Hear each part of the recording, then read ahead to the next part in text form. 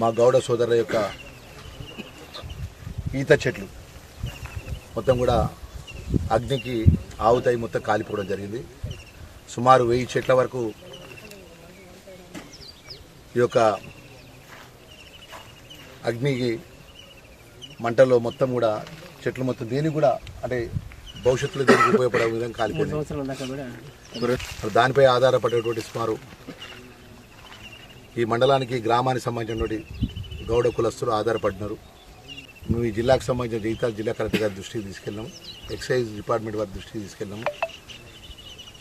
నూతనంగా ఏర్పడినటువంటి ప్రభుత్వం రాష్ట్ర ముఖ్యమంత్రి గారి పెద్ద రేవంత్ రెడ్డి గారి ఆధ్వర్యంలో కూడా మన గౌడ కులస్తులకు ఏదైతే ఈ మంటల్లో ఈత చెట్లు కాలిపోయిన వాటిలో ఎక్స్గ్రేషన్ ప్రభుత్వ పరంగా ఎక్స్గ్రేషన్ ఇవ్వాలని చెప్పేసి శాసనసభ్యులుగా విప్పుగా వారి ద్వారా ప్రభుత్వాన్ని కోరుతూ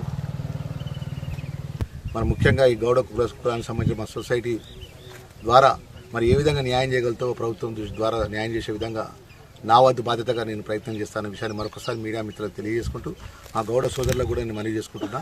ప్రభుత్వ పరంగా మీకు ఏదైతే భూమి ఇవ్వాలనో 100% మీకు ఇప్పించే విధంగా నా వంతు ప్రయత్నం ఉన్న విషయాన్ని మరొకసారి తెలియజేస్తాను.